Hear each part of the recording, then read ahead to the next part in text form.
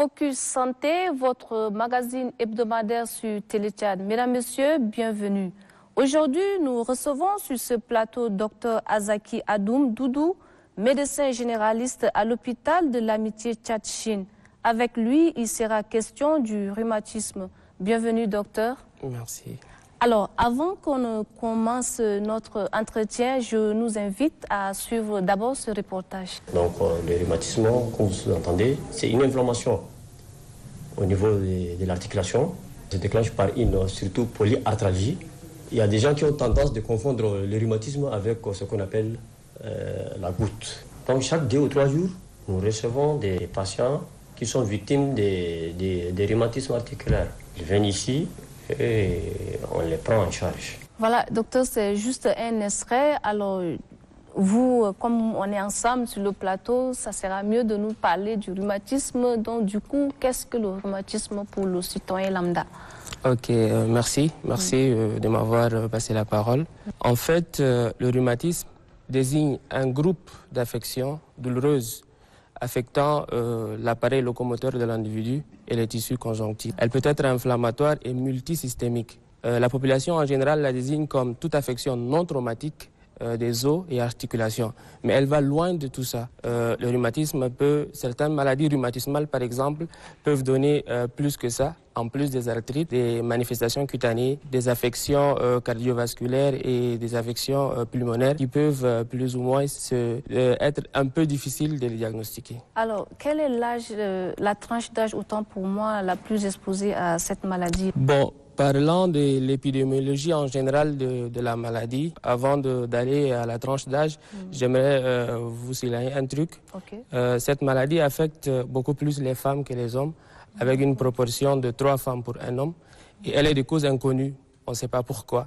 On ne sait pas pourquoi. Et la tranche d'âge la plus affectée est de la quarantaine au-delà. Pour moi qui ne connais pas, et tout à l'heure vous avez parlé de la manifestation et autres. Alors, pour quelqu'un qui ne s'y connaît pas, qu'est-ce qu'il faut faire? Bon, le mieux pour dire que j'ai une maladie rhumatismale, il faut avoir vu un médecin qui vous donne un diagnostic. Mais plus généralement, la maladie, comme je l'avais souligné dans mon intervention, elle est une affection douloureuse. Elle est une affection très douloureuse. La principale symptomatologie de la maladie, c'est la douleur. Souvent, elle s'associe aussi à une raideur matinale où les patients vous disent non, docteur, le matin, je ne peux pas me lever de mon lit, je ne peux pas me mettre debout. Et il m'est très difficile de marcher aussitôt comme avant. Donc, en plus de cette symptomatologie qu'est une arthrite, arthralgie et tout ça, vous avez d'autres manifestations. Là, on parlera des rhumatismes abarticulaires où il y a des tendinites, des fibromyalgies, certaines maladies comme le lupus érythémateux disséminé qui sont aussi des maladies rhumatismales et qui peuvent avoir d'autres manifestations cliniques comme je l'avais dit, atteindre le cœur, les poumons, l'œsophage, et causer beaucoup de troubles que ce qu'on connaît comme douleur articulaire. D'accord. Alors, du coup, est-ce que le rhumatisme et la goutte sont des maladies similaires? Bon, c'est en fait, la goutte est une maladie rhumatismale, fait partie des maladies rhumatismales, effectivement. Comment vous dire, héréditaire et avoir un composant génétique, mais beaucoup plus le mode de vie de la personne. Certaines conditions de vie que nous menons peuvent accélérer ou accentuer la présentation de ces maladies-là. Ok, sur ce point, soyez un peu précis. Est-ce que le rhumatisme peut être héréditaire ou pas? Peut-être héréditaire ou non? Le rhumatisme, oui, des recherches ont été menées. Le rhumatisme est une maladie purement héréditaire. Elle est héréditaire dans ce sens que des chercheurs ont démontré que dans des personnes, des jumeaux vrais, l'existence des maladies est à 100%, par exemple. Si l'un est malade, l'autre aussi, d'une manière ou d'une autre, va présenter la maladie. En fait, en plus des jumeaux, nous avons aussi la présence dans des cas familial, par exemple. Au sein d'une même famille, il y a des cas regroupés de rhumatisme que les gens ont observés. Et les marqueurs génétiques, comme par exemple les HLA, des chercheurs généticiens ont démontré que la distribution n'est pas au hasard. Et cette distribution qui n'est plus au hasard fait que le rhumatisme se transmet d'une personne à l'autre, génétiquement. Docteur, comment peut-on soigner cette maladie? Mais avant de venir à comment peut-on soigner cette maladie, je ne sais pas, qu'est-ce qui cause avec exactitude le rhumatisme? Parce qu'on peut comme vous l'avez dit, on se lève comme ça et voilà, on a mal partout, on ne connaît pas ce qui se passe. Qu'est-ce qui cause au juste? Bon, je l'avais dit, les causes de cette maladie sont méconnues de la science, de la médecine en général. Mais toutefois, ces maladies concomitent avec d'autres facteurs qui prédisposent le patient à la présentation. Par exemple, avant de présenter tous ces épisodes de douleur, tous ces épisodes dans l'histoire de la maladie, il est associé à des facteurs déclenchants. Par exemple, des infections antérieures, microbiennes ou virales, par exemple l'obésité, certaines maladies, la consommation de l'alcool et tout ça sont des facteurs qui sont liés plus ou moins à la présentation de la maladie. Parlez-nous de comment soigner. Soigner la maladie comme telle, je vous dis, c'est un peu controverse, mais toutefois, une fois la maladie présentée, les anti-inflammatoires, par exemple, au cas de douleur, les anti-inflammatoires sont des médicaments qui peuvent aider. Il y a aussi des suppresseurs, des immunosuppresseurs, comme il a été plus ou moins souligné par certains chercheurs que la maladie est la propre attaque de l'organisme envers les cartilages de la personne. Donc, en essayant de déprimer un peu avec des médicaments l'appareil immunitaire du sujet, on essaie de juguler un peu l'atteinte de la maladie sur nos patients. D'accord. Dans ces cas précis, quel genre d'anti-inflammatoire faut-il prendre? Parce qu'on a tendance à tout confondre. Hein? Donc, faudrait-il que la personne se rende d'abord à l'hôpital? Oui, effectivement. Oui. J'aimerais aussi souligner cette partie qui est vraiment très importante. C'est pas que X a des douleurs articulaires, il a pris un type d'anti-inflammatoire que je dois aussi prendre parce que c'est efficace et je dois prendre. Donc, les maladies rhumatismales ne sont pas tous les mêmes. Il faut avoir recours à un médecin pour s'orienter de qu'est-ce qui cause réellement votre problème. Et en fonction de ça, vous prescrire le médicament idéal. Et le traitement n'est pas toujours médicamenteux. Il faut d'abord, avant tout, prévenir la maladie. Comme je disais tantôt, au sein d'une même famille, on pourrait plus ou moins prévenir la maladie sur des personnes qui n'ont pas présenté, par exemple, la maladie, les couvrir. Qu'est-ce qui, selon les recherches, les vaccins, comment vous dire, les vaccins antigrippales, les antipneumocoques et tout ça, qui peuvent plus ou moins inciter l'appareil immunitaire de la personne à s'attaquer aux cartilages articulaires, peuvent constituer une prévention très importante des maladies rhumatismales, par exemple. Et donc, il faut, avant de tomber malade, il faut prévenir d'abord la maladie. D'après les explications que vous avez données, est-ce qu'il faut repartir un peu en arrière pendant la naissance, par exemple, de l'enfant, et qu'on parle de vaccinations de bas âge, on donne les polio et autres. Est-ce que c'est pour prévenir aussi cette maladie-là? Bon, les vaccinations de polio et tout ça, c'est pour juste, comment vous dire, prévenir la polio. Mais je vous avais dit que d'autres maladies infectieuses peuvent prédisposer à la présentation du rhumatisme si jamais vous êtes génétiquement aussi prédisposé. Et donc, il est très important de vacciner dès le bas âge et même après le bas âge, pour certains vaccins, on peut prendre tous les vaccins. Et quand on est quitte, on est indemne, on a des anticorps puissants qui peuvent nous gérer pendant les infections, on pourrait peut-être éviter la présentation de la maladie. C'est en fait une bataille envers les micro-organismes, mais aussi prévenant la maladie rhumatismale, si vous m'avez bien entendu. D'accord. Pour ne pas peut-être, je ne sais pas si c'est pas trop demandé, est-ce que vous avez une statistique concrète, par exemple, de ces personnes-là qui qui ont la maladie de rhumatisme, précisément au Tchad, je ne sais pas. Vous êtes médecin, donc sûrement... Oui, je suis médecin. Oui. Mais vous savez, il y a une carence de recherche à ce niveau-ci. Et tout ce qu'on connaît, qu'en général, ce sont les femmes qui sont affectées, mais que la population tchadienne en particulier, les études n'ont pas démontré, les statistiques n'ont pas abouti jusque-là à quelque chose. Ok, mais au niveau de l'hôpital Tchad-Chine, voilà, vous avez tendance à recevoir ces malades. Oui, effectivement.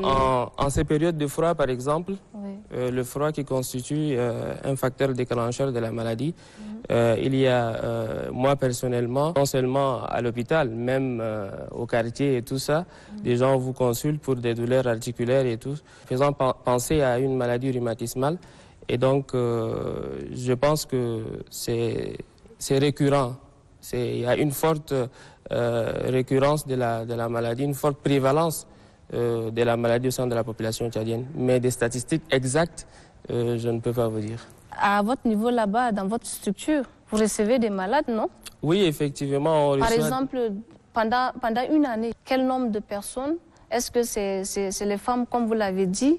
Oui, effectivement. Oui? Le nombre de personnes que l'on peut recevoir au courant d'une année peut être estimé plus ou moins à une centaine de personnes qui peuvent avoir recours à un médecin pour plus ou moins essayer de juguler le problème articulaire, la douleur.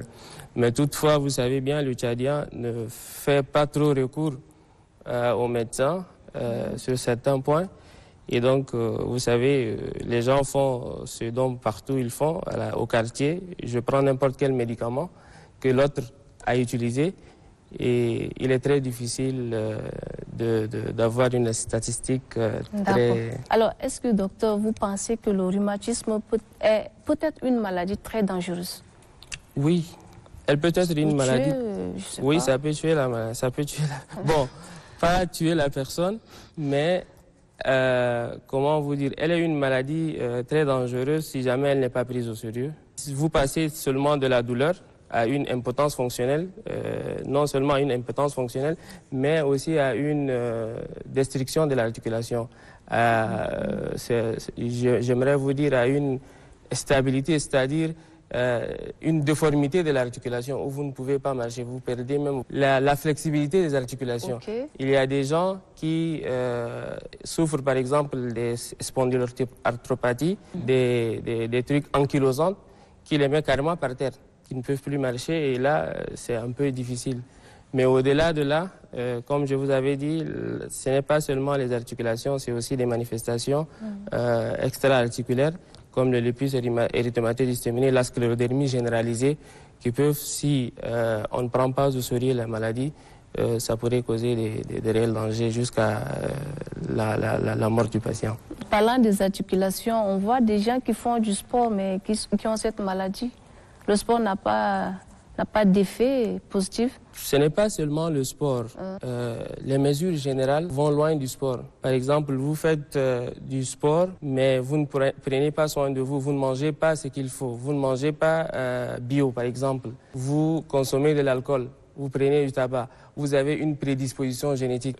C'est-à-dire, vous avez omis plusieurs choses, plusieurs mesures générales qui peuvent effacer de vous cette présentation-là ou posterguer, par exemple, la présentation de la maladie. Donc, ce n'est pas seulement que je suis sportif et je fais du sport que je ne peux pas avoir le rhumatisme. Si je suis prédisposé, si je ne fais pas recours à d'autres habitudes saines, vous allez toujours présenter la maladie. C'est le moment aussi de nous parler des aliments, de ce qu'il faut manger pour éviter cette maladie. Bon, manger... C'est le moment. Bon, manger en d'autres termes, c'est ne pas trop consommer de la graisse, les aliments comme la viande rouge en excès, c'est qu'on consomme tous les jours. Okay. Très important de les réduire. Manger des fruits et d'autres aliments nécessaires pour le développement des cartilages. Donc, j'invite tout le monde à manger sainement et à éviter la consommation du tabac, de l'alcool, qui sont des produits très néfastes pour la santé. Docteur, parlez-nous un peu aussi de l'automédication, parce que c'est important. L'automédication dans ce genre de problèmes est très dangereuse. Elle est très dangereuse en ce sens que vous prenez trop des anti-inflammatoires, vous causez d'autres problèmes que vous en résolvez. Par exemple, la prise des anti-inflammatoires peut causer, non stéroïdiens, peut causer de la gastrite. Et ceci peut aller jusqu'à ulcération de la muqueuse gastrique. Alors, docteur, est-ce qu'au Tchad, il existe des plateaux techniques? Est-ce que le Tchad, j'allais dire, dispose des plateaux techniques pour prendre en charge ce genre de maladie, pour parler du rhumatisme? Oui, effectivement, nous avons une unité de prise en charge de ces maladies au niveau de l'hôpital de référence nationale. Au niveau de l'hôpital aussi de la Renaissance, il y a une unité de prise en charge. Et dans les privés, on prend effectivement à 100% la prise en charge et la suivi des patients avec ces genres de manifestations. D'accord. Alors, quels sont donc les moyens de prévention nécessaires? La prévention va toujours de la vaccination jusqu'au mode de vie de la personne. Donc, il est démontré que certaines infections peuvent prédisposer à cette maladie rhumatismale-là. Et donc, certains vaccins comme l'antigrippal, le pneumocoque, qui n'est pas souligné dans nos vaccins là, des enfants, là, peuvent être recommandés à ces personnes ciblées qui peuvent avoir des prédispositions génétiques. Et la consommation, par exemple, de l'alcool, qui est à éviter, du tabac, aussi certains traumatismes. Parce que là, vous avez un accident, par exemple, et vous avez votre articulation, l'une de vos articulations détruite, par exemple. Il est très difficile pour vous de ne pas présenter une maladie rhumatismale. Automatiquement, vous serez pris par une déformité et une incapacité. C'est-à-dire Une incapacité, par exemple, du cartilage à se régénérer, à produire de liquide synovial. Et du coup, vous présentez la maladie. Donc, la présentation de la maladie et les traumatismes ont en général un papier très important sur la présentation de la maladie rhumatismale. Sans oublier la génétique, il ne faut jamais s'en passer. Vous représentez une structure ici, alors je ne sais pas si vous menez des campagnes de sensibilisation aussi dans ce sens. Bon, nous sensibilisons généralement tous nos patients. Tous nos patients, nous les sensibilisons. Ce n'est pas que je ne suis pas dans une unité de prise en charge de rhumatisme, que je suis loin de là, mais je suis un médecin généraliste, je vois des patients avec ces genres d'affections et nos conseils vont en ce sens-là, à tous ces patients-là, d'éveiller sur eux et de ne pas, par exemple, prendre de l'alcool, de ne pas consommer certains aliments, de ne pas fumer et tout ça. Je pense que nous faisons de notre mieux. Docteur, nous arrivons au terme de notre émission. Quel conseil donnerez-vous à nos téléspectateurs qui nous suivent en ce moment, surtout pour une bonne santé? Ok, pour une bonne santé, j'aimerais avant tout que les gens ne présentent pas la maladie. Le plus important, c'est prévenir la maladie. Et après, une fois, même si vous êtes malade, il faut avoir recours à un médecin qui va prendre en charge votre maladie et vous suivre. On avait parlé de l'automédication, qui était quelque chose de dangereux, qui peut causer d'autres maladies, par exemple la prise des anti-inflammatoires. Je conseille à ces patients-là qui ont le rhumatisme de ne pas prendre au hasard et à des périodes indéterminées les anti-inflammatoires. Il faut l'avis de votre médecin. Non seulement les anti-inflammatoires, les immunosuppresseurs qui sont très dangereux, vous prenez ça à une longue période et vous vous prédisposez à d'autres maladies. Vous avez votre système immunitaire déprimé et là, vous êtes propice à toutes les maladies possibles. Et donc, l'automédication est chez ces patients-là très courante et il faut s'en passer. Il faut voir son médecin et respecter les consignes de votre prescripteur. Merci beaucoup et merci d'avoir accepté notre invitation. Je vous remercie. Mesdames, Messieurs, ainsi s'achève votre magazine d'aujourd'hui.